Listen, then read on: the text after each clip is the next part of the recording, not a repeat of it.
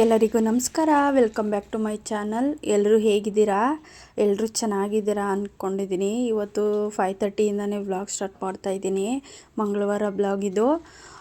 5:30 ಅಂತ ಅಂದರೆ 3:30ಗೆ ನಾನು ಎದ್ದಿದ್ದೆ. ಅಂದರೆ 3:15ಗೆ ಎದ್ದು ನಾನು ಸ್ವಲ್ಪ ವೀಡಿಯೋ ಎಲ್ಲ ಎಡಿಟಿಂಗ್ ಮಾಡಬೇಕಾಗಿತ್ತು. ಸೊ ಅದಕ್ಕೋಸ್ಕರ ನಾನು ವೀಡಿಯೋ ಎಲ್ಲ ಎಡಿಟಿಂಗ್ ಮಾಡಿಕೊಂಡು ಒಂದು 5:15ಗೆ ಸ್ಟಾರ್ಟ್ ಮಾಡೋಣ ಅಂತ 5:15ಗೆ ವ್ಲಾಗ್ನ ಸ್ಟಾರ್ಟ್ ಮಾಡ್ತಾಯಿದ್ದೀನಿ. 5:15ಗೆ ಸ್ಟಾರ್ಟ್ ಮಾಡಿದ್ರೂ ಬೆಳಕು 6 ಗಂಟೆಗೆ ಇಷ್ಟು ಬಿಸಿಲು ಬಂದುಬಿಟ್ಟಿತ್ತು. 6:15ಗೆ ಇಷ್ಟು ಬಿಸಿಲು ಬಂದುಬಿಡುತ್ತೆ. ಅದು ಏನಂತಲೇ ಗೊತ್ತಿಲ್ಲ. ಅಂದರೆ ನೋಡೋಕ್ಕೆ ಏನೋ ಒಂಥರ ಬೆಳಗ್ಗೆ ಒಂದು 8 ಗಂಟೆ ಆಗಿದೆಯೇನೋ ಅನ್ನಬೇಕು, ಆ ರೀತಿ ಬೆಳಕಿರುತ್ತೆ. ಅಷ್ಟು ಬೆಳಕು ಬಂದುಬಿಟ್ಟಿತ್ತು ಇದು ಮಂಗಳವಾರದ ದಿನ. ಹಾಗೆ ನಾನು ನೈಟೇ ಎಲ್ಲ ಕ್ಲೀನ್ ಮಾಡಿ ಇಟ್ಕೊಂಡಿದ್ದೆ. ಮನೆಯೂ ಸಂಜೆನೇ ಒರೆಸ್ಕೊಂಡಿದ್ನಲ್ಲ, ಸೊ ಹಾಗಾಗಿ ಮನೆ ಒರೆಸ್ಕೊಳ್ಳೋಕೆ ಹೋಗಿಲ್ಲ. ಈಚೆ ಮಾತ್ರ ಬಾಗಿಲೆಲ್ಲ ತೊಳ್ಕೊಂಡು ಬೇಕಾದ್ರೆ ರಂಗೋಲಿ ಹಾಕ್ಕೊಳ್ಳೋಣ ಅಂತ ಹೇಳ್ಬಿಟ್ಟು, ಯಾಕೆಂದರೆ ಸೋಮವಾರ ಹುಣ್ಣಿಮೆ ಆಗಿತ್ತಲ್ವ. ಸೋಮವಾರ ಹುಣ್ಣಿಮೆ ಆಗಿದ್ದರಿಂದ ಮತ್ತೆ ನಾನು ನಿನ್ನೆ ಸೋಮವಾರನೇ ಸಂಜೆ ಒರೆಸ್ಕೊಂಡಿದ್ನಲ್ಲ ಮನೆ, ಹಾಗಾಗಿ ಒರೆಸ್ಕೊಳ್ಳೋಕ್ಕಾಗಿಲ್ಲ, ಮನೆ ಒರೆಸಿಲ್ಲ. ಸಂಜೆ ಮತ್ತು ಬಾಗಿಲನ್ನ ತೊಳೆದ್ಬಿಟ್ಟು ರಂಗೋಲಿ ಹಾಕ್ಕೊಳ್ಳೋಣ ಅಂತ ಹೇಳ್ಬಿಟ್ಟು ಸುಮ್ಮನಾಗಿದ್ದೆ. ಹಾಗೆ ನಾನು ಸ್ನಾನ ಮಾಡ್ಕೊಂಡು ಬಂದು ಇವಾಗ ಸ್ವಲ್ಪ ಸ್ಕಿನ್ಗೆ ನಾನು ಸಿರಮ್ ಹಾಕೋತಾ ಇದ್ದೀನಿ. ಸಿರಮ್ ತುಂಬ ಇಂಪಾರ್ಟೆಂಟು. ನಾನು ಫಸ್ಟು ಏನೂ ಹಾಕ್ತಿರ್ಲಿಲ್ಲ, ಅವಾಗೇ ಚೆನ್ನಾಗಿತ್ತೇನೋ ಅನಿಸುತ್ತೆ, ಏನೋ ಗೊತ್ತಿಲ್ಲ. ಇವಾಗ ನನ್ನ ಫೇಸಲ್ಲಿ ಆಯಿಲ್ ಜಾಸ್ತಿ ಆಗಿದೆಯೋ ಏನಂತಲೇ ಗೊತ್ತಿಲ್ಲ, ಆಯಿಲ್ ಫೇಸ್ ಆಗಿದೆಯಂತ. ಸ್ವಲ್ಪ ನನಗೆ ಪಿಂಪಲ್ಲು ಸ್ವಲ್ಪ ಜಾಸ್ತಿ ಆಗ್ತಾಯಿದೆ. ಜಾಸ್ತಿ ಅಂದರೆ ಎಲ್ಲೋ ಒಂದೊಂದು ಬರ್ತಾಯಿದೆ ಅಷ್ಟೇ. ಏನಾಗಿದೆ ಅಂತ ಗೊತ್ತಿಲ್ಲ. ಸ್ವಲ್ಪ ಮೇಂಟೈನ್ ಮಾಡ್ಕೊಳ್ಳೋಣ ಬಾಡಿ, ಹಾಗೆ ಸ್ಕಿನ್ ಕೇರು, ಏರ್ ಕೇರ್ ಎಲ್ಲ ಮಾಡ್ಕೊಳ್ಳೋಣ ಅಂತ ಹೇಳ್ಬಿಟ್ಟು ಇವಾಗೊಂದು ಸ್ವಲ್ಪ ಸ್ಟಾರ್ಟ್ ಮಾಡಿದ್ದೀನಿ. ಹಾಗೆ ನಾನು ಏರ್ಗೆ ಇದನ್ನ ಹಾಕ್ಕೊತಾ ಇದ್ದೀನಿ, ಏರ್ ಕಂಡೀಷನರು. ಈ ಕಂಡೀಷನರ್ ಬಂದ್ಬಿಟ್ಟು ಸ್ನಾನ ಮಾಡಿದ್ಮೇಲೆ ಹಾಕೋಂಥ ಕಂಡೀಷನರು ಇದು. ವಾಶ್ ಗಿಶ್ ಏನಿಲ್ಲ, ಹಾಗೆ ಹಾಕ್ಕೊಂಡು ಬಿಡ್ಬೋದು. ಏನಾಗುತ್ತೆ ಅಂದರೆ ವಾಶ್ ಮಾಡಿ ಹಾಗೆ ಕಂಡೀಷನರ್ ಹಾಕ್ತಾರೆ, ಶಾಂಪು ಹಾಕಿ ಕಂಡೀಷನರ್ ಹಾಕಿ ಸ್ನಾನ ಮಾಡ್ತಾರೆ. ಇದು ಹೇಗೆ ಅಂತಂದರೆ ಸ್ನಾನ ಮಾಡ್ಕೊಂಡು ಬಂದಮೇಲೆ ಬೇಕಾದ್ರೆ ಕಂಡೀಷನರ್ ಹಾಕ್ಕೊಬೋದು. ಹಾಕ್ಕೊಂಡು ನಾನು ಹಾಗೆ ಬಿಡ್ತೀನಿ, ಯಾಕೆಂದರೆ ಏರ್ ಬಂದ್ಬಿಟ್ಟು ಸಿಕ್ ಅನಿಸಲ್ಲ, ಫ್ರಿಝಿ ಅನಿಸಲ್ಲ, ಸ್ಮೂತಾಗಿ ಸಿಲ್ಕಿಯಾಗಿ ಸಖತ್ತಾಗಿರುತ್ತೆ. ನನಗೆ ಈ ಪ್ರಾಡಕ್ಟ್ ತುಂಬ ಇಷ್ಟ ಆಯಿತು. ಹಾಗೆ ಮತ್ತು ಸ್ಕಿನ್ಗೆ ಸನ್ಸ್ಕ್ರೀನ್ ತುಂಬ ಇಂಪಾರ್ಟೆಂಟು. ಫಸ್ಟೆಲ್ಲ ಯಾವ ಸನ್ಸ್ಕ್ರೀನು ಹಾಕ್ಕೊತಿರ್ಲಿಲ್ಲ, ಇವಾಗ ಈ ಬಿಸಿಲಿಗೆ ಹಾಕ್ಕೊಳ್ಳೇಬೇಕು ಸನ್ಸ್ಕ್ರೀನು. ಹಾಗಾಗಿ ಸನ್ಸ್ಕ್ರೀನ್ ಕೂಡ ಹಾಕ್ಕೊಂಡು ಸ್ವಲ್ಪ ಕಾಜಲ್ ಕೂಡ ಹಾಕ್ಕೊತಾ ಇದ್ದೀನಿ. ಸಿಂಪಲ್ಲು, ಅಟ್ಲೀಸ್ಟ್ ಇವಾಗಾದ್ರೂ. ಮೊದಲೆಲ್ಲ ಮಾಡ್ತಾಯಿದ್ವಿ, ಕೆಲ್ಸಕ್ಕೆ ಹೋಗ್ತಾಯಿದ್ವಿ, ಸ್ಟೈಲ್ ಮಾಡ್ತಾಯಿದ್ವಿ. ಇವಾಗ ಮದುವೆಯಾಗಿ ಮಕ್ಕಳಾದಮೇಲೆ ಎಲ್ಲ ಸ್ಟಾಪ್ ಆಗಿಬಿಟ್ಟಿದೆ. ಸ್ವಲ್ಪ ಸಿಂಪಲ್ಲಾಗಿ ಆದರೂ ಸ್ವಲ್ಪ ಚೆನ್ನಾಗಿ ರೆಡಿ ಆಗೋಣ ಅಂದ್ಬಿಟ್ಟು ಇದು ಸಿಂಪಲ್ ಮೇಕಪ್ಪು. ಯಾಕೆಂದರೆ ಇವತ್ತು ಮಂಗಳವಾರ ಅಲ್ವಾ, ಸೊ ಹಾಗಾಗಿ ಸ್ವಲ್ಪ ರೆಡಿಯಾಗಿ ಸ್ವಲ್ಪ ಕಸ ಎಲ್ಲ ಹೇಳಿದ್ನಲ್ಲ ಆಗಲೇ, ನೆನ್ನೆನೇ ಎಲ್ಲ ಕ್ಲೀನ್ ಮಾಡಿ ಇಟ್ಕೊಂಡಿದ್ದೆ. ನೆನ್ನೆ ಸಂಜೆನೇ ನಾನು ಮನೆ ಒರೆಸಿದ್ದದ್ದು. ಸೊ ಹಾಗಾಗಿ ಸಂಜೆ ಬೇಕಾದರೆ ರಂಗೋಲಿ ಎಲ್ಲ ತೆಗೆದ್ಬಿಟ್ಟು ಬೇಕಾದ್ರೆ ಒರೆಸಿ ಈಚೆ ಮಾತ್ರ ಒರೆಸ್ಕೊಳ್ಳೋಣ ಅಂತ ಹೇಳ್ಬಿಟ್ಟು ರಂಗೋಲಿ ಹಾಕಿದ್ದೆ. ರಂಗೋಲಿ ಹಾಕ್ತೇನೆ ಹೇಗೆ ದೀಪ ಹಚ್ಚೋದು ಹುಣ್ಣಿಮೆ ದಿನ ಅಂದ್ಬಿಟ್ಟು ನಾನು ಮಾಡೋಕ್ಕಾಗಿಲ್ಲ. ಸೊ ಹಾಗಾಗಿ ಇವಾಗ ನಾನು ಸ್ವಲ್ಪ ಒರೆಸ್ಕೊಂಡು ನೀರು ಹಾಕ್ಕೊಂಡು ಈಗ ಸ್ವಲ್ಪ ರಂಗೋಲಿ ಬಿಟ್ಕೊಂಡು ಅರಿಶಿನ ಕುಂಕುಮ ಇಟ್ಕೊತಾ ಇದ್ದೀನಿ. ಏನಾಗುತ್ತೆ ಅಂತಂದರೆ ಇವಾಗ ಸಂಜೆ ಮಾಡಿದ್ರೆ ಮತ್ತೆ ಬೆಳಗ್ಗೆ ಎದ್ದು ತೊಳಿಬೇಕು, ಮತ್ತೆ ತೊಳೆದ್ರೆ ಉದ್ದಕ್ಕೆಲ್ಲ ಫುಲ್ಲು ಬಾಗಿಲೇನು ತೊಳಿಬೇಕಾಗುತ್ತೆ. ಹಾಗಾಗಿ ಮಳೆ ಒಂದೊಂದು ಸಲ ಏನಾಗುತ್ತೆ, ಮಳೆ ಬಂದುಬಿಡುತ್ತೆ. ಮಳೆ ಬಂದರೆ ಫುಲ್ಲು ಬಾಗಿಲಲ್ಲಿ ಯಾವಾಗಲೂ ತೊಳಿತಾನೇ ಇರಬೇಕು ರಂಗೋಲಿ ಹಾಕಿದ್ರೆ, ಆ ಥರ ಆಗಿಬಿಡುತ್ತೆ. ಸರಿ ಎಲ್ಲೋ ಮಳೆ ಬಂದುಬಿಡ್ಬೋದು ಅಂದ್ಬಿಟ್ಟು ನಾನು ತೊಳೆಯೋ ಟೈಮ್ಗೆ ಮಳೆನೇ ಬಂತು. ಸರಿ ಇನ್ನೇನು ಮಾಡೋದು ಅಂತ ಹೇಳ್ಬಿಟ್ಟು ನಾನು ಅರಿಶಿನ ಕುಂಕುಮ ಇಕ್ತೆ. ಸೋಮವಾರ ಪೂಜೆ ಮಾಡ್ಕೊಂಡಿದ್ದೆ. ಹಾಗೆ ರಂಗೋಲಿ ಹಾಕ್ಬಿಟ್ಟು, ರಂಗೋಲಿ ಆದರೆ ಹಾಗೆ ಒರೆಸ್ಕೊಂಡು ಇದು ಮಾಡ್ಕೊಬೋದು, ಹಂಗೆ ತೊಳ್ಕೊಂಡು ಅರಿಶಿನ ಕುಂಕುಮ ಇಡ್ಬೋದು ಅಂತ ಹೇಳ್ಬಿಟ್ಟು ಇವಾಗ ಎಲ್ಲ ಹೊಸ್ಲನ್ನ ತೊಳೆದ್ಬಿಟ್ಟು ಮತ್ತು ಸ್ವಲ್ಪ ರಂಗೋಲಿನ ಕೂಡ ಹಾಕ್ಕೊತಾ ಇದ್ದೀನಿ. ಇದು ಸಿಂಪಲ್ಲಾಗಿ ಯಾವಾಗಲೂ ಡೈಲಿ ಹಾಕ್ಕೊತಾನೆ ರಂಗೋಲಿ. ಇದಕ್ಕಿದ್ದಂಗೆ ಅದು ಏನಾಯಿತು ಅಂತ ಗೊತ್ತಿಲ್ಲ. ನಾನು ಟಿ ವಿ ಶೋಕೇಸ್ ಮೇಲೆ ಇಟ್ಟಿದ್ದು ಗಾಡಿ ಮೇಲೆ ಬಾಲಿಟ್ಟಿದ್ದೆ. ಅದು ಹೇಗೆ ಬೀಳ್ತು ಅಂತಲೇ ಗೊತ್ತಿಲ್ಲ, ಗಾಳಿ ಇಲ್ಲ ಏನೂ ಇಲ್ಲ, ಹೆಂಗೆ ಬೀಳ್ತು ಮೇಲಿಂದ ಅಂತ. ಮೋಸ್ಟ್ಲಿ ಎಲ್ಲೋ ಜಾರ್ಕೊಂಡು ಬಿದ್ದಿರ್ಬೋದೇನೋ. ಸಡನ್ನಾಗಿ ಬಿದ್ದ ತಕ್ಷಣ ಡಗ್ ಅನಿಸ್ಬಿಡುತ್ತೆ. ಸೈಲೆಂಟಾಗಿತ್ತು, ಪ್ರಶಾಂತವಾಗಿತ್ತಲ್ಲ. ಇದು 6:30 ಆಗಿತ್ತು. 6:30ಗೆ ಇಷ್ಟು ಬಿಸಿಲು ಬಂದ್ಬಿಟ್ಟಿತ್ತು. ಸರಿ ಸೈಲೆಂಟಾಗಿತ್ತು, ಸಡನ್ನಾಗಿ ಬಿದ್ದೋಯ್ತಲ್ಲ, ಏನಕ್ಕೆ ಬಿದ್ದೋಯ್ತೋ, ಗಾಳಿ ಇಲ್ಲ ಏನೂ ಇಲ್ಲ ಅಂತ ಸ್ವಲ್ಪ ಭಯ ಆಯಿತು. ಆಮೇಲೆ ಸರಿ ಅಂತ ಹೇಳಿ ಅದನ್ನೇ ಯೋಚನೆ ಮಾಡ್ತಾಯಿದ್ದೆ ಒಂದಷ್ಟೊತ್ತು. ಇವಾಗ ಒಂದು ಸಿಂಪಲಾಗಿ ಒಂದು ರಂಗೋಲಿ ಬಿಟ್ಟಿದ್ದೀನಿ, ಹೇಗಿದೆ ಅಂತ ತಿಳಿಸಿ.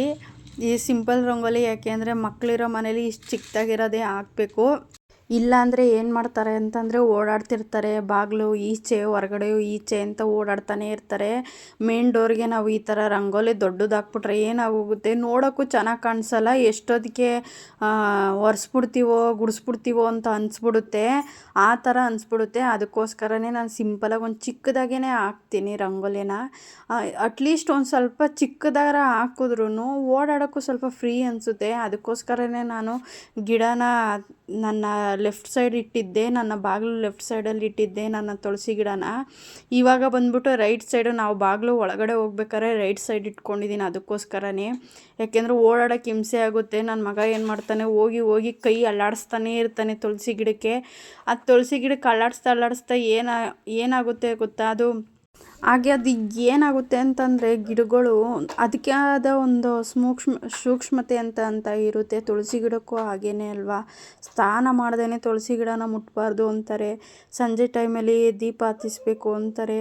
ಹಾಗಾಗಿ ಮಧ್ಯಾಹ್ನ ಟೈಮಲ್ಲಿ ಅದನ್ನು ಮುಟ್ಬಾರ್ದು ಅಂತಾರೆ. ಮಧ್ಯಾಹ್ನ ಟೈಮಲ್ಲಿ ನೀರು ಹಾಕ್ಬಾರ್ದು ಅಂತಾರೆ. ಈ ರೀತಿ ಇರಬೇಕಾದ್ರೆ ತುಳಸಿ ಗಿಡನ ಹೋಯ್ತಾ ಬತ್ತಾ ಈ ಥರ ಒಂದು ಸ್ವಲ್ಪ ಹಿಂಗೆ ಅಲ್ಲಾಡಿಸ್ತಾನೆ ಇದ್ದರೆ ಏನಾಗ್ಬಿಡುತ್ತೆ, ಮನಸ್ಸಿಗೆ ಬೇಜಾರಾಗುತ್ತೆ. ನನಗೇನು ಅಂತಂದರೆ ಮನೆ ಮುಂದೆ ಇಡೋ ಗಿಡನ ಸ್ವಲ್ಪ ನೀಟಾಗಿ ನೋಡ್ಕೊಬೇಕು ಅಂತಲೇ ನಾನು ಯಾವುದು ಜಾಸ್ತಿ ಹಾಕಲ್ಲ. ಕೆಲವೊಂದು ಹಾಕೋಬೇಕು ಅಂತ ಅಂದಾಗ ಯಾಕೋ ಗೊತ್ತಿಲ್ಲ ಗಿಡನೇ ಸರಿಯಾಗಿ ಬರ್ತಾನೆ ಇರಲಿಲ್ಲ. ಅಟ್ಲೀಸ್ಟು ನಮ್ಮ ಮನೆ ತುಳಸಿ ಗಿಡ ನೋಡಿ ಎಷ್ಟು ಚೆನ್ನಾಗಿ ಬರ್ತಿದೆ ಅಂದರೆ, ಇದಕ್ಕೆ ತುಂಬ ಮೇಂಟೈನ್ ಮಾಡ್ತೀನಿ ನಾನಂತೂ. ಅದು ಸಿಕ್ಕಾಪಟ್ಟೆ ಇಂಪಾರ್ಟೆಂಟು. ಏನಂತ ಅಂದರೆ ತುಳಸಿ ಗಿಡ ತುಂಬ ಸೂಕ್ಷ್ಮತೆ. ಯಾಕೆ ಅಂತಂದರೆ ನಾವು ದೇವರು ಅಂತ ಪೂಜಿಸುವಂಥ ತುಳಸಿ ಗಿಡನ ತುಂಬ ಚೆನ್ನಾಗಿ ನೋಡ್ಕೊಬೇಕು. ನೋಡಿ ಎಷ್ಟು ಚೆನ್ನಾಗಿ ಗ್ರೋತಾಗಿ ಚೆನ್ನಾಗಿ ಬೆಳೆದಿದೆ ಅಂತ. ನೀವೇ ನೋಡ್ತಾ ಇರ್ಬೋದು ಎಷ್ಟು ಚೆನ್ನಾಗಿ ಬಂದಿದೆ ಅಂತ. ಇದಕ್ಕೆ ಯಾವ ರೀತಿ ನಾನು ಮೇಂಟೈನ್ ಮಾಡ್ತೀನಿ, ಯಾವ ರೀತಿ ಮಾಡ್ತೀನಿ, ಇದಕ್ಕೇನು ಹಾಕ್ತೀರಾ ನೀವು ಅಂತ ನಿಮ್ಗೇನಾದರೂ ಬೇಕು ಅಂತಂದರೆ ಕಮೆಂಟ್ ಸೆಕ್ಷನಲ್ಲಿ ತಿಳಿಸಿ. ನಾನು ಅದನ್ನು ಕೂಡ ನಿಮಗೆ ವಿಡಿಯೋ ಹಾಕ್ತೀನಿ. ಹಾಗೆಯೇ ತುಳಸಿ ಗಿಡಕ್ಕೆ ಮತ್ತೆ ಬೆಳಗ್ಗೆನೇ ಪೂಜೆ ಮಾಡ್ಕೊತಾ ಇದ್ದೀನಿ. ನನಗೆ 8 ಗಂಟೆ ಒಳಗಡೆ ಪೂಜೆ ಆಗಿಬಿಡ್ಬೇಕು. ಬೆಳಗ್ಗೆ ಬೇಗ ಎದ್ದ ತಕ್ಷಣ ಅಂದರೆ 5:15 ಒಳಗಡೆ 5 ಗಂಟೆ ಒಳಗಡೆ ನಾನು ಪೂಜೆ ಆಗೋಗುತ್ತೆ. ಒಂದೊಂದು ಸಲ ನನಗೆ ಪೂಜೆ ಮಾಡೋ ಟೈಮಿಂಗ್ಸ್ ಅಂತಂದರೆ ಈ ಟೈಮಿಂಗ್ಸೇ ಆಗಬೇಕು. ಆಮೇಲೆ ಮತ್ತೆ ನನಗೆ ಕೆಲಸ ಇರುತ್ತೆ, ವಿಡಿಯೋ ಎಡಿಟಿಂಗ್ ಇರುತ್ತೆ, ವಿಡಿಯೋ ಮಾಡೋದಿರುತ್ತೆ. ಸೊ ಹಾಗಾಗಿ ನನಗೆ ಆ ಕೆಲಸ ಅಲ್ಲಲ್ಲೇ ಆಗಿಬಿಟ್ರೆ ಆ ಟೈಮಿಂಗ್ಸ್ ಪ್ರಕಾರ ನನಗೂ ಸಮಾಧಾನ ಇರುತ್ತೆ, ನನಗೂ ಫ್ರೀ ಇರುತ್ತೆ, ಸ್ವಲ್ಪ ಆರಾಮಾಗಿರ್ಬೋದು.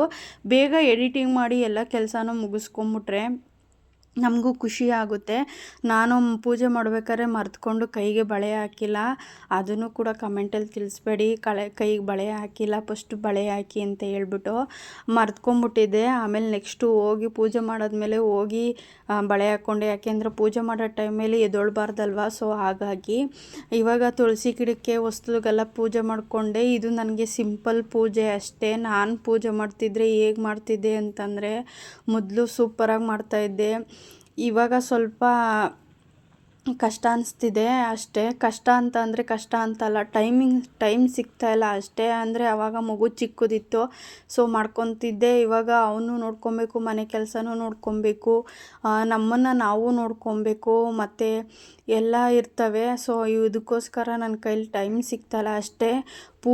ಒಂದಿನ ಪೂಜೆನೇ ಮಾಡಬೇಕು ಅಂತಂದರೆ ಒಂದಿನ ಆಗುತ್ತೆ ನನಗೆ. ಪೂಜೆ ಮಾಡಿ ಸಾಮಾನೆಲ್ಲ ತೊಳೆದು ಫೋಟೋ ಎಲ್ಲ ಒರೆಸಿ ರೆಡಿ ಮಾಡಿ ದೇವರಿಗೆ ನೈವೇದ್ಯ ಮಾಡಿ ಇಟ್ಟು ಅದಕ್ಕೆ ಒಂದಿನ ಬೇಕು ನನಗೆ. ಒಂದು ದಿನ ಆಗುತ್ತೆ. ಹಿಂದಿನ ದಿನವೇ ತೊಳ್ಕೊಂಡು ಹಿಂದಿನ ದಿನ ಇಟ್ಕೊಂಡು ಮಾಡ್ತಾರೆ. ನನಗೆ ಆಗಲ್ಲ. ಹಿಂದಿನ ದಿನ ತೊಳೆದು ಇಟ್ಕೊಂಡ್ರೂ ಕೂಡ ನನಗೆ ಅವತ್ತಿನ ದಿನನೇ ಇಟ್ಟು ಪೂಜೆ ಮಾಡಿದ್ರೆ ಸಮಾಧಾನ ಆಗ್ಬಿಡುತ್ತೆ. ಯಾಕೆ ಅಂತಂದರೆ ನೀವು ಅವತ್ತಿನ ದಿನವೇ ತೊಳೆದು ಅವತ್ತಿನ ದಿನವೇ ಇಟ್ಟು ನೀವು ಪೂಜೆ ಮಾಡಿ ನೋಡಿ ಎಷ್ಟು ಮನಸ್ಸಿಗೆ ಸಮಾಧಾನ ಅನಿಸುತ್ತೆ ಅಂದರೆ. ನಾನು ಈ ಮನೆಗೆ ಬಂದಾಗಿಂದ ಇದನ್ನೇ ನಾನು ರೂಢಿ ಮಾಡ್ಕೊಂಡಿದ್ದೀನಿ. ಏನು ಗೊತ್ತಾ, ಸಾಮಾನು ಶುಕ್ರವಾರ ಎತ್ತಬಾರ್ದು, ಮಂಗಳವಾರ ಎತ್ತಬಾರ್ದು ಕಳಸನ ಅಂತ ಹೇಳ್ತಾರೆ. ನಾನು ಆ ಥರ ಅಲ್ಲ, ಶುಕ್ರವಾರನೇ ಎತ್ತುತ್ತೀನಿ, ಮಂಗಳವಾರನೂ ಎತ್ತುತ್ತೀನಿ ಕಳಸನ. ಎತ್ತಿ ಅವತ್ತೇ ಇಡ್ತೀನಿ. ಅವತ್ತೇ ಸಂಜೆ ಒಂದು ಗೋಧೂಳಿ ಲಗ್ನದಲ್ಲಿ ನಾನು ಸೂರ್ಯ ಮುಳುಗೋ ಟೈಮಲ್ಲಿ ಕಳಸನ ಇಟ್ಟು ನಾನು ಪೂಜೆ ಮಾಡ್ತೀನಿ. ನಮ್ಮ ಮನೇಲಿ ಪೂಜೆ ಮಾಡ್ತಾಯಿದ್ರೆ ಏನೋ ಒಂಥರ ಮನಸ್ಸಿಗೆ ಸಮಾಧಾನ ಅನಿಸುತ್ತೆ. ಆ ರೀತಿ ನಾನು ಫಾಲೋ ಮಾಡ್ಕೊಂಡು ಬಂದಿರೋದು. ನನಗೆ ಯಾವ ರೀತಿಯೂ ಆವಾಗಿಂದ ಯಾವುದೂ ತೊಂದರೆ ಆಗಿರಲಿಲ್ಲ, ಎಲ್ಲನೂ ಕೂಡ ಚೆನ್ನಾಗಿತ್ತು.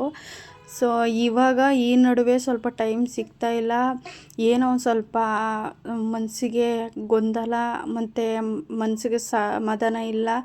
ಏನೋ ಒಂಥರ ಮನಸ್ಸಿಗೆ ಏನೋ ಆಗ್ಬಿಡುತ್ತೇನೋ ಏನೋ ಅನ್ನೋ ಭಯ ಇತ್ತು. ಆಮೇಲೆ ನಾವು ತಿರುಪತಿಗೆ ಹೋಗಿ ಬಂದಮೇಲೆ ನನಗೆ ಇವಾಗ ಸ್ವಲ್ಪ ಮನಸ್ಸಿಗೆ ಸಮಾಧಾನ. ನಾನು ಏನೋ ಒಂದು ಮಾಡ್ತೀನಿ, ಏನೋ ಒಂದು ಅಚೀವ್ ಮಾಡ್ತೀನಿ, ಎಲ್ಲ ಒಳ್ಳೆಯದಾಗುತ್ತೆ ಅನ್ನೋ ಮನಸ್ಸಿಗೆ ಸಮಾಧಾನ ಇವಾಗ ನನಗಿದೆ. ಹಾಗೆ ನಾನು ದೇವ್ರ ಪೂಜೆ ಮಾಡಿಬಿಟ್ಟು ದೇವರ ಹತ್ರ ನಮಸ್ಕಾರ ಮಾಡ್ಕೊತಾ ಇದ್ದೆ. ಮತ್ತು ಇದು ಯಾವಾಗಲೂ ಡೈಲಿ ದೀಪ ಹತ್ತಿಸ್ತೀರಾ ಅಂದರೆ, ಹೌದು, ನಾನು ಡೈಲಿ ದೀಪ ಹತ್ತಿಸ್ತೀನಿ. ಡೈಲಿ ತಲೆಗೆ ಸ್ನಾನ ಮಾಡಿ ಡೈಲಿ ದೀಪ ಹತ್ತಿಸ್ತೀನಿ. ಒಂದಿನ ದೀಪ ಹತ್ತಿಸಿಲ್ಲ ಅಂದರೆ ನನಗೆ ಮನಸ್ಸಿಗೆ ಸಮಾಧಾನನೇ ಆಗಲ್ಲ. ಬೆಳಗ್ಗೆ ಆದರೂ ಆಗಲಿ ಸಂಜೆ ಆದರೂ ಆಗಲಿ ನಾನು ದೀಪ ಹತ್ತಿಸಲೇಬೇಕು. ಇಲ್ಲ ಬೆಳಗ್ಗೆ ಮಾಡೋಕ್ಕಾಗಿಲ್ಲ ಅಂತಂದರೂ ಸಂಜೆ ಅಂತೂ ನಾನು ದೀಪ ಹಚ್ಚಿಸ್ತೀನಿ. ಏಕೆಂದರೆ ಸಂಜೆ ಟೈಮಲ್ಲಿ ಹಚ್ಚಿದ್ರೆ ಇನ್ನೂ ಒಳ್ಳೆಯದು. ಇಲ್ಲ ಬೆಳಗ್ಗೆ ಟೈಮಲ್ಲಿ ಹಚ್ಚಿದ್ರೆ ಬ್ರಾಹ್ಮಿ ಮುಹೂರ್ತದಲ್ಲೇ ಹಚ್ಚಬೇಕು ಅಂತಾರೆ. ಅಟ್ಲೀಸ್ಟ್ 8 ಗಂಟೆ ಒಳಗಡೆನಾರ ಹಚ್ಚಿದ್ರೆ ಏನೋ ಒಂಥರ ಮನಸ್ಸಿಗೆ ಸಮಾಧಾನ. ನೋಡಿ, ನಾನು ದೀಪ ಹತ್ತಿಸ್ಬಿಟ್ಟು ನಮಸ್ಕಾರ ಮಾಡ್ಕೊತಾ ಇದ್ದೆ. ಅವನು ಬಂದ್ಬಿಟ್ಟು ತೋರಿಸ್ತಾ ಇದ್ದ, ಏನೋ ಅಮ್ಮ ಕೈಲಿ ಏನೋ ಸ್ಟಿಕ್ಕರ್ ಆಗಿಬಿಟ್ಟೈತೆ, ನೋಡು ಮಮ್ಮಿ ಅಂತ. ನೋಡು, ಮಕ್ಕಳು ಬೆಳೀತಾ ಎಷ್ಟು ಕಿತಾಪತಿ ಆಗ್ಬಿಡ್ತಾರೆ ಅಂತಂದರೆ, ಅವ್ರಿಗೇನು ಮಾತಾಡೋಕ್ಕಾಗಲ್ಲ, ಏನು ಹೇಳೋಕ್ಕೂ ಆಗಲ್ಲ, ಹಂಗಾಗ್ಬಿಡುತ್ತೆ. ನೀವು ಹೊಡೆಯೋಕ್ಕೂ ಆಗಲ್ಲ. ಏನು ಮಾಡೋದು, ಮಕ್ಕಳೇ ಹಂಗೆ ಅಲ್ವಾ, ಏನು ಮಾಡೋಕ್ಕಾಗಲ್ಲ. ನಾವೇ ಅಡ್ಜಸ್ಟ್ ಮಾಡ್ಕೋಬೇಕು. ಒಂದೊಂದು ಸಲ ಕೋಪ ಹತ್ತಿಸ್ಬಿಡ್ತಾರೆ. ಹಿಂಗೆ ಅಂದರೆ BP ಹಂಗೆ ಏನು ನೆತ್ತಿಗೆ ಏರ್ಬಿಡ್ಬೇಕು, ಹಂಗೆ ಇದು ಮಾಡ್ತಾರೆ. ಏನು ಮಾಡೋಕ್ಕಾಗುತ್ತೆ, ಮಕ್ಕಳಿರೋ ಮನೆ ನಂದಾಗ ಹೋಗಲ್ಲ ಅಂತಾರಲ್ಲ, ಹಂಗೆ. ಇವತ್ತಿದ್ದು ಪೂಜೆ ಇದು ಸಿಂಪಲ್ಲಾಗಿ, ನಾನು ಇಷ್ಟು ಸಿಂಪಲ್ಲಾಗಿ ಮಾಡೋದೇ ಇಲ್ಲ. ನಾನು ಪೂಜೆನ ನನ್ನ ಫೋಟೋದಲ್ಲಿ ಯಾವಾಗಲೂ ಹೂವು ಆರಾಧಿಸ್ತಿತ್ತೋ, ಎಷ್ಟು ಚೆನ್ನಾಗಿ ಅಂದರೆ, ಇವಾಗಂತೂ ಹೂದ ರೇಟ್ ಕೇಳಂಗೆ ಇಲ್ಲ. ಏನು ₹100 ಮಾರು ಅಂತಾರೆ, ₹100 ₹150 ಮಾರು ಅಂತಾರೆ. ಈ ಟೈಮಲ್ಲಿ ಹೇಗೆ ಹೂವು ಬಂದು ಫೋಟೋಕ್ಕೆಲ್ಲ ಇಷ್ಟೊಂದು ಹಾಕೋದು? ಯಾಕೆ ಅಂತಂದರೆ ಹೂಕ್ಕೇ ಅಷ್ಟೊಂದು ಕೊಟ್ಬಿಟ್ರೆ ಹೇಗೆ ಅಂತ ಹೇಳ್ಬಿಟ್ಟು, ಇವಾಗ ಹೂದ ರೇಟ್ ಬೇರೆ ಜಾಸ್ತಿ ಆಗಿರೋದ್ರಿಂದ ಒಂದೊಂದೇ ಹೂವು ಇಡಬೇಕು, ಆ ಥರ ಸಿಚುವೇಶನ್ ಆಗಿಬಿಟ್ಟಿದೆ. ಹಾಗೆ ಬೆಳಗ್ಗೆ ತಿಂಡಿಗೆ ಬಂದ್ಬಿಟ್ಟು ನಾನು ಪೂರಿ ಮಾಡ್ಕೊತಾ ಇದ್ದೀನಿ. ಸಂಡೇ ನಾವು ಚಿಕನ್ ತಂದಿದ್ವಲ್ಲ, ಚಿಕನ್ ತಂದಿದ್ದನ್ನ ನಾವು ಹಾಗೆ ಇಟ್ಕೊಂಡಿದ್ವಿ. ಸಾಂಬಾರು ಮಾಡಿ ಇಟ್ಟಿದ್ವಿ, ಚಿಕನ್ ಸಾಂಬಾರು ಅದು ಹಾಗೆ ಇತ್ತು. ಸರಿ ಮಂಗಳವಾರ ತಿನ್ನೋಣ ಅಂದ್ಬಿಟ್ಟು ಹಂಗೆ ಇಟ್ಟಿದ್ವಿ. ಇನ್ನು ಸೋಮವಾರ ತಿನ್ನಲ್ವಲ್ಲ, ಹಾಗಾಗಿ ಇವಾಗ ಅದಕ್ಕೆ ಆ ಸಾಂಬಾರಿಗೆ ನಾನು ಪೂರಿ ಮಾಡ್ಕೊತಾ ಇದ್ದೀನಿ. ಬೆಳಗ್ಗೆ ಬ್ರೇಕ್ಫಾಸ್ಟ್ ಚಿಕನ್ ಸಾಂಬಾರು ಮತ್ತು ಪೂರಿ. ಯಾರು ಏನು ಅಂದ್ಕೊಬೇಡಿ, ಏನು ಬೆಳಗ್ಗೆ ಚಿಕನ್ ಸಾಂಬಾರು ತಿಂತಿದ್ದೀರಂತ. ಅದ್ರ ಟೇಸ್ಟ್ ಬಂದ್ಬಿಟ್ಟು ಏನು ಗೊತ್ತಾ, ಅದ್ರ ಟೇಸ್ಟ್ ಇವಾಗ ಮಾಡಿದಾಗ ಏನು ಗೊತ್ತಾಗಲ್ಲ, ಅದು ಮಾಣೆಗೆ ತಿಂದ್ರೇ ಗೊತ್ತಾಗುತ್ತೆ. ಯಾಕೆಂದರೆ ಒಬ್ಬರು ಚಿಕನ್ ಸಾಂಬಾರಾಗಲಿ ಮಟನ್ ಸಾಂಬಾರಾಗಲಿ 3 ದಿನ ಮಡಿಕೊಂಡು ತಿಂತಾರೆ. ಆದರೆ ಈ ಥರ ಮಡಿಕೊಂಡು ತಿಂತಾರೆ ಅಂತ ಅಂದ್ಕೊಬೇಡಿ. ಯಾಕೆಂದರೆ ಇವತ್ತು ಮಂಗಳವಾರ ಅಲ್ವಾ, ಬೆಳಗ್ಗೆ ತಿಂಡಿಗೆ ಅದೇ ಇರಲಿ ಅಂತ ಹೇಳ್ಬಿಟ್ಟು ಅದನ್ನೇ ಮಾಡಿದ್ದೀನಿ. ನೋಡಿ ನನ್ನ ಮಗ ಯಾವ ರೀತಿ ಮಾಡ್ತಿದ್ದಾನೆ ಅಂತ. ನಾನು ಮಾಡ್ತೀನಿ ಅಂತ ಬಂದು ಪೂರಿನ ಒತ್ತುತ್ತಾ ಇದ್ದ. ಮಮ್ಮಿ ನಾನೇ ಮಾಡ್ತೀನಿ ಅಂತ. ನೋಡಿ, ಯಾವ ಶೇಪು ಇಲ್ಲ, ಏನೂ ಇಲ್ಲ. ನಾನು ಮಾಡಿದ್ನ ನೋಡಿಕೊಂಡು ಅವನು ಪೂರಿ ಒತ್ತುತ್ತಾ ಇದ್ದಾನೆ, ಯಾವ ರೀತಿ ಹಿಟ್ಟನ್ನು ಒತ್ತುತ್ತಾ ಇದ್ದಾನೆ ಅಂತ. ನಾನೇ ಮಾಡ್ತೀನಿ ಅಂದ, ಅದಕ್ಕೆ ಒಂದು ಹಿಟ್ಟನ್ನು ಬಿಟ್ಬಿಟ್ಟಿದ್ದೆ, ನೋಡೋಣ ಹೆಂಗೆ ಮಾಡ್ತಾನೆ ಅಂದ್ಬಿಟ್ಟು. ಅದಕ್ಕೋಸ್ಕರನೇ ಎತ್ಕೊಂಡು ನಾನು ಇವಾಗ ವೀಡಿಯೋ ಮಾಡ್ತಾಯಿದ್ದೀನಿ. ಮಾಡು ಅಂತ ತೋರಿಸ್ತಾ ಇದ್ದೆ ಅವನಿಗೆ. ಇವಾಗ ನೋಡಿ, ಅವನು ಪೂರಿ ಮಾಡ್ತಾವನೆ, ಎಷ್ಟು ಚೆನ್ನಾಗಿ ಮಾಡ್ತಿದ್ದಾನೆ ನೋಡಿ. ಶೇಪ್ ಇಲ್ಲ ಅಂದ್ರೂ ಅಟ್ಲೀಸ್ಟ್ ನೀಟಾಗಾರು ಮಾಡ್ದ ಅದನ್ನ. ನೀಟಾಗಿ ಮಾಡಿದ ಪೂರಿ ಉಬ್ಬಿ ಚೆನ್ನಾಗಿ ಬಂತು. ಹಾಗೆಯೇ ಇಲ್ಲಿಗೆ ಎಣ್ಣೆಗೆ ಹಾಕ್ಕೊತಾ ಇದ್ದೀನಿ. ಹಿಟ್ಟಿಗೆ ನಾನು ಗೋಧಿ ಹಿಟ್ಟು ಕಲಿಸ್ಬೇಕಾದ್ರೆ ನಾನು ಯಾವುದೇ ಉಪ್ಪು ಆಗಲಿ ಸೋಡಾ ಆಗಲಿ ಏನೂ ಹಾಕಲ್ಲ. ಹಾಗೇ ಸುಮ್ಮನೆ ಬರೀ ಹಿಟ್ಟನ್ನು ಹಾಕ್ಕೊಂಡೆ ಹಾಗೆ ಕಲಿಸ್ಕೊತೀನಿ. ಸ್ವಲ್ಪ ಗಟ್ಟಿಯಾಗಿ ಕಲಿಸ್ಕೊತೀನಿ. ಸ್ವಲ್ಪ ಗಟ್ಟಿಯಾಗಿ ಕಲಿಸ್ಕೊಂಡ್ರೆ ಏನಾಗುತ್ತೆ, ಪೂರಿ ಉಬ್ಬಿ ಚೆನ್ನಾಗಿ ಬರುತ್ತೆ. ನೋಡಿ ಯಾವ ರೀತಿ ಬರ್ತಿದೆ ಅಂತ. ಎಣ್ಣೆ ಏನು ಅದಕ್ಕೆ ಜಾಸ್ತಿ ಹಾಕಲೇಬೇಕು ಅಂತ ಏನಿಲ್ಲ. ಬಾಣಲಿ ಅಗಲವಾಗಿ ಇಟ್ಕೊಂಡು ಎಣ್ಣೆನ ಮೇಲ್ಗಡೆ ಈ ಥರ ಸೋಟಿಂದ ಮೇಲ್ಗಡೆ ಹಾಕೋಷ್ಟು ಬಾಂಡಿ ಅಗಲ ಇದ್ದರೆ ಸಾಕು. ಆವಾಗ ಎಣ್ಣೆ ಸ್ವಲ್ಪ ಕಮ್ಮಿ ಹಾಕಿ ಪೂರಿ ಈ ಥರ ಹಾಕಿದಾಗ ಎರಡು ಸೈಡು ಚೆನ್ನಾಗಿ ಬೇಯುತ್ತೆ. ಅದು ಯಾವುದೋ ಹಸಿ ಸ್ಮೆಲ್ಲು ತಿಂದರೆ ನಮಗೆ ಮೋಷನ್ ಆಗುತ್ತೆ ಅನ್ನೋ ಯಾವುದೋ ಪ್ರಾಬ್ಲಮ್ ಇರಲ್ಲ. ನೋಡಿ ಎಷ್ಟು ಸಿಂಪಲ್ಲಾಗಿ ನಾನು ಮಾಡಿದ್ದೆ ಅಂತ. ಆ ಹಿಟ್ಟಿಗೆ ನಾನು ಸೋಡಾ ಹಾಕಿಲ್ಲ, ಉಪ್ಪು ಹಾಕಿಲ್ಲ. ಉಪ್ಪು ಬೇಕಾದರೆ ನೀವು ಹಾಕೊಬೋದು. ನಾನು ಉಪ್ಪು ಹಾಕಿಲ್ಲ. ಉಪ್ಪು ಹಾಕ್ತೇನೆ ನಾನು ಪೂರಿ ಮಾಡ್ತೀನಿ. ಸಾಂಬಾರು ಮಾಡಿದಾಗ ಮಾತ್ರ ನಾನು ಉಪ್ಪು ಹಾಕಲ್ಲ ಪೂರಿಗೆ. ಯಾಕೆಂದರೆ ಎರಡಕ್ಕೂ ಉಪ್ಪು ಹಾಕ್ಬಿಟ್ರೆ ಜಾಸ್ತಿ ಉಪ್ಪು ಹಾಕ್ಬಿಡುತ್ತೆ. ದೇಹಕ್ಕೆ ಉಪ್ಪು ಅಷ್ಟು ಒಳ್ಳೆಯದಲ್ಲ. ಹಾಗಾಗಿ ನಾನು ಸಾಂಬಾರು ಮಾಡಿದಾಗ ಪೂರಿಗೆ ಉಪ್ಪು ಹಾಕಲ್ಲ. ಚಟ್ನಿ ಮಾಡಬೇಕಾದ್ರೆ ಮಾತ್ರ ಪೂರಿಗೆ ಉಪ್ಪು ಹಾಕ್ಕೊತೀನಿ. ನನ್ನ ಮಗ ಇವಾಗ ಏನೋ ಹೇಳ್ತಿದ್ದಾನೆ ಕೇಳಿ. ನನ್ನ ಮಗನ ಪೂರಿ ಅಂತೆ, ಅವನೇ ಮಾಡಿರೋದು ಶೇಪಲ್ಲಿ. ಆರು ಉಬ್ಬಿ ಬಂದೈತೆ ಚೆನ್ನಾಗಿ. ಇದು ನನ್ನ ಮಗ ಮಾಡಿರೋ ಪೂರಿ ನೋಡಿ ಎಷ್ಟು ಚೆನ್ನಾಗಿ ಬಂದೈತೆ. ಶೇಪ್ ಇಲ್ಲ ಓಕೆ, ಪೂರಿ ಉಬ್ಬಿ ಬಂದೈತೆ. ಹೆಂಗೈತೆ ಅಪ್ಪ ಪೂರಿ?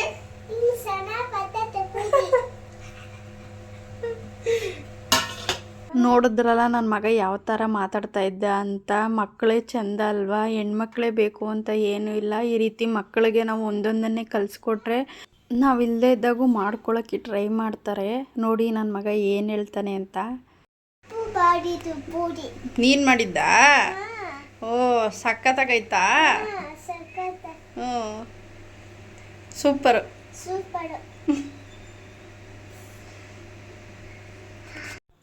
ನಾನೇ ಮಾಡಿದ್ದು ಅಮ್ಮ, ನಾನೇ ಮಾಡಿದ್ದು ಅಂತ ಹೇಳ್ತಾ ಇದ್ದ. ಮಕ್ಕಳೇ ಹಂಗೆ ಅಲ್ವಾ, ಅವ್ನು ಮಾಡಿರೋ ಪೂರಿ ಅವ್ನು ತಿಂದಿಲ್ಲ, ನನಗಾಗ್ತಾ ಅಮ್ಮ ನನಗೆ ಬೇಡ ಅಂತ ಹೇಳ್ಬಿಟ್ಟು. ಮಕ್ಕಳೇ ಹಂಗೆ, ಏನು ಮಾಡೋಕ್ಕಾಗಲ್ಲ. ಇದಾಗಿತ್ತು ಇವತ್ತಿನ ವೀಡಿಯೋ. ಈ ವಿಡಿಯೋ ಏನಾದ್ರು ನಿಮ್ಗೆ ಇಷ್ಟ ಆಗಿದ್ರೆ ಪ್ಲೀಸ್ ಒಂದು ಲೈಕ್, ಶೇರ್, ಸಬ್ಸ್ಕ್ರೈಬ್ ಮಾಡ್ಕೊಳ್ಳಿ. ಹಾಗೆ ಬೆಲ್ಲೈಕನ್ ಒತ್ತೋದು ಮರಿಬೇಡಿ. ನಾಳೆ ಮತ್ತೊಂದು ವಿಡಿಯೋದಲ್ಲಿ ಮತ್ತೆ ಸಿಗ್ತೀನಿ. ಅಲ್ಲಿವರೆಗೂ ಟೇಕ್ ಕೇರ್, ಬಾಯ್ ಬಾಯ್.